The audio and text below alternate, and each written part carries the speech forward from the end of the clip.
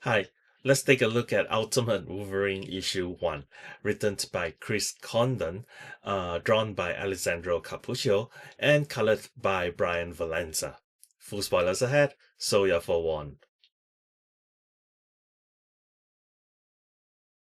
For a lengthier issue, this reads fast. Unlike a lot of issue 1, this one does not attempt to introduce the characters to us. It assumes a certain amount of knowledge on the part of the reader to recognize who Wolverine, Colossus, Magic, Omega Red, Mystic, and Nightcrawler are. Hi, Feature Tyler here.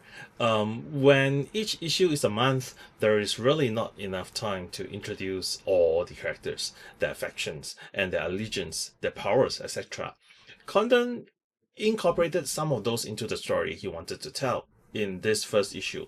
And I think even for someone who is not familiar with X-Men, you get a lot of information via the show part of the comics instead of the tell part. True, it also does not introduce us to the world in general. Once again, relying on the readers to have some familiarity with the Ultimate Universe, like this Ultimate Universe.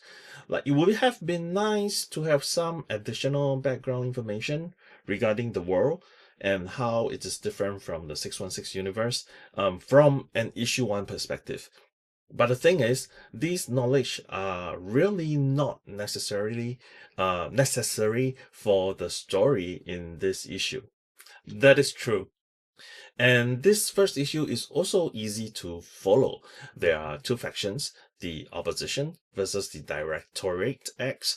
Logan was originally part of the opposition, but as per what happens in Weapon X and Winter Soldier program in the 616 universe, Logan was subjected to a similar reprogramming, and his bones is grafted with adamantium, and then he killed his friends. The thing though is it too familiar? Right, where is the ultimate thumbprint? I'm willing to give this more issues to get there.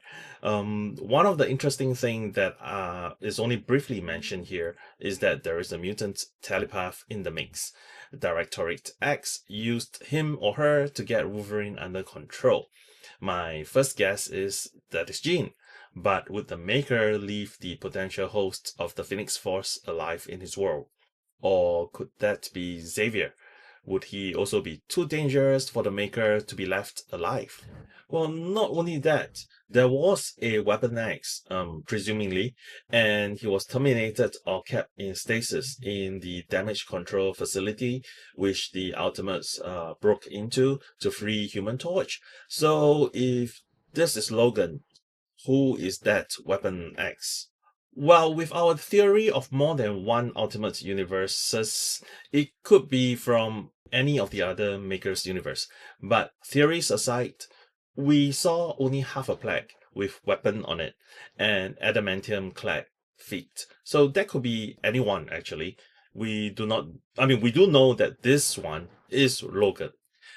I'm not sure where the story is headed, apart from the fact that Logan will break free of his conditioning.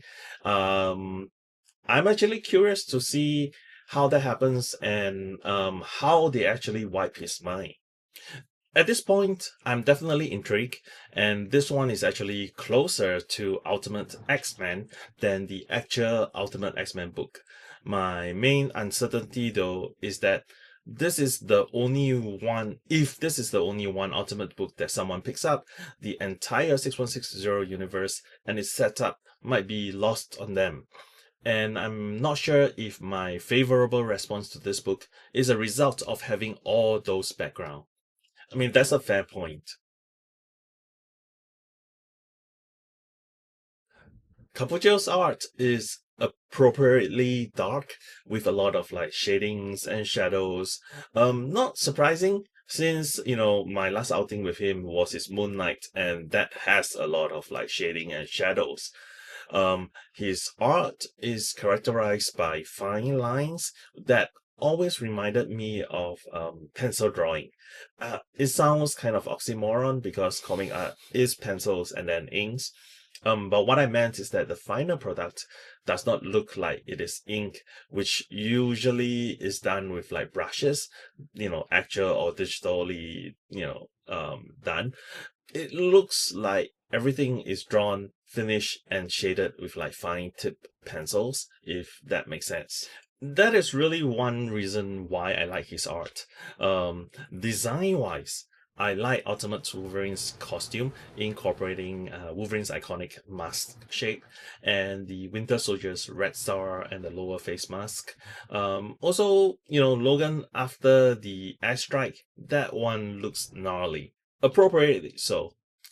Cappuccio also delivered some good facial expressions and snuck in some rather iconic Wolverine poses, such as those with his like claws extended, forming an X in front of his face, or ones to his arms to his sides as he lunges forward.